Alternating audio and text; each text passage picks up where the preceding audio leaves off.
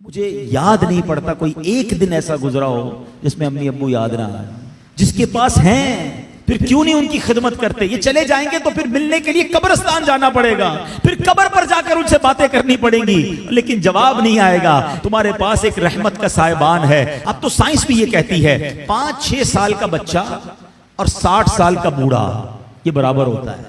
یہ زندگی کا ایک سرکل ہے, بچپن سے شروع ہوتا ہے, جوانی میں جاتا ہے, اور پھر وہاں سے 40 کے بعد عمر ڈھلنا شروع ہوتی ہے. اور بچہ جس طرح 6 سال کا ہوتا ہے نا, نارملی 60 سال 65 سال کا بندہ اسی طرح کا ہو جاتا ہے. اب مجھے ایک بات کا جواب دیجئے, 5 یا 6 سال کا بچہ آپ کے گھر میں ہو اور وہ کوئی سوال آپ سے بار بار کرے, آپ ناراض ہوتے ہیں؟ کیونکہ ہمیں یہ سمجھ آ گئی ہے کہ ابھی 6 سال کا ہے, اس کا انڈرسٹینڈنگ لیول کم ہے, اس کی لسننگ پاور کم ہے, اس کے دماغ میں ابھی اتنی وسعت نہیں ہے, بچہ ہے اس لیے ضد کر رہا ہے. جس دن آپ یہ سمجھ گئے کہ 60 سال کے بعد تقریباً کم و بیش سننا مشکل ہو جاتا ہے, سمجھنا مشکل ہو جاتا ہے, ضد آ جاتی ہے, فرمائشیں شروع ہو جاتی ہیں, اب آپ اس کو انجوائے کریں. اب اس میں چڑچڑاپن نہ لائیں کہ کیا امی روز بار بار ایک ہی بات کرتی ہو, تمہیں سمجھ تو کچھ آتا نہیں, ابو آپ کو سنائی نہیں دیتا. اللہ اکبر, تم ان سے اس طرح بات کر رہے ہو جنہوں نے تمہیں پال پوس کر بڑا کیا. اللہ کی قسم اب خدمت کا موقع آیا ہے. حقیقت کی بات بتاؤں, خوش نصیب ہے وہ اولاد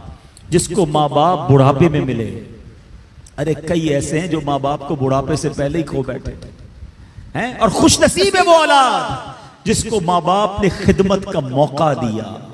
ہاں, کئی ماں باپ تو ایسے ہیں جو بچوں کی خدمت کرتے کرتے ہی خود دنیا سے چلے. اگر تمہیں آج خدمت کا موقع ملا ہے نا, یاد کرو میں بھی تو بستر گندا کرتا تھا, میں بھی تو راتیں ان کی تنگ کرتا تھا. اگر میرے ماں باپ بچپن میں یہ فیصلہ کر لیتے کہ میں اس بچے کو کیسے سنبھالوں تو میں تو بے لباس رہ جاتا. کپڑے انہوں نے پہنائے, اگر مجھے وہ چھوڑ دیتے تو میری تعلیم کا کیا ہوتا, میری پرورش کا کیا ہوتا. مجھے آج جو بھی ہوں میں دنیا میں, اپنا ذہن بنا لو میرے پیارے اسلامی بھائیوں, خدا کی قسم اگر آج تمہارے پاس شرافت ہے, عزت ہے, دولت ہے, دنیا میں جو کچھ ہے وہ سب کچھ ہمارے ماں باپ کی برکتوں سے ہے.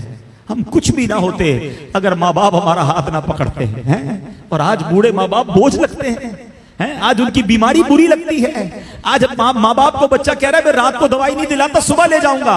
اسی بچے کو آدھی رات کو اس کا دوست فون کرے, یار میری موٹر سائیکل خراب ہو گئی ہے, پریشان ہو گیا ہوں. ارے تیرے لیے جان حاضر, ابھی آتا ہوں. دوست کے لیے ٹائم ہے تمہارے پاس, ماں باپ کے لیے ٹائم نہیں ہے.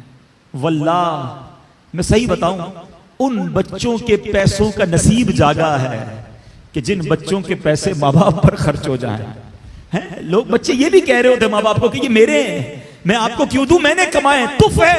یہ کوئی باتیں کرنے والی باپ سے, جس باپ نے اپنے پیٹ کاٹ کاٹ کر ہمیں کھلایا, اپنی خواہشیں مار مار کر. ہو سکتا ہے کبھی بچپن میں کسی کھلونے کی دکان سے ہم گزرے ہوں اور ہم نے کہا ابو یہ کھلونا لینا ہے, باپ کے جیب میں پیسے تھوڑے ہوں, باپ نے اپنے لیے کچھ خریدنے کا سوچا ہو, مگر سوچا ہوگا کوئی بات نہیں جوتے نہیں لیتا, کوئی بات نہیں آج یہ والا کھانا نہیں کھاتا, بچہ رو رہا ہے اس کو کھلونا دلا دوں. انہوں نے ہماری خواہشیں پوری کی, اور آج بچہ یہ کہہ رہا ہے کہ یہ پیسے میرے ہیں.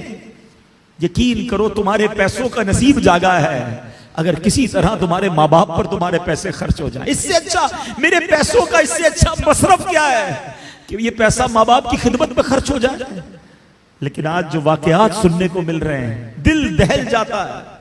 ہم نے علماء کی کتابوں میں پڑھا ہے کہ بیٹا والد کے ساتھ ایسا بہیو کرے, اس طرح زندگی گزارے جیسا آقا کے سامنے غلام ہوتا ہے. مگر آج سننے کو جو باتیں مل رہی ہیں نا کہ بوڑھا باپ بیٹے کے آگے غلام بنا ہوا ہے. وہ اولاد کیسی ہے, زبان لٹک نہیں جاتی جو ماں باپ سے ایسے بات کرے. حق یہ ہے کہ اولاد کو ڈرنا چاہیے کہ کہیں میرے ماں باپ ناراض نہ ہو جائیں. حدیث پاک ہے, میرے آقا علیہ الصلوۃ والسلام فرماتے جس کا مضمون ہے ماں باپ ہی تیری جنت ہیں, ماں باپ ہی تیری دوزخ ہیں. اس کا مطلب کیا ہوا, یعنی ماں باپ راضی ہو جائیں تو رب بھی راضی ہو جائے گا, جنت مل جانی ہے. اور ماں باپ ناراض ہو گئے پھر نہیں کام آنی عبادتیں. دین کا کام کریں بہت اچھی بات ہے, مگر یہ دیکھ لو کہ ماں باپ راضی ہیں کہ نہیں, یہ بہت ضروری ہے. ہم بعض اوقات اس طرف سے چوک جاتے ہیں, یہ پہلا اسٹیپ ہے.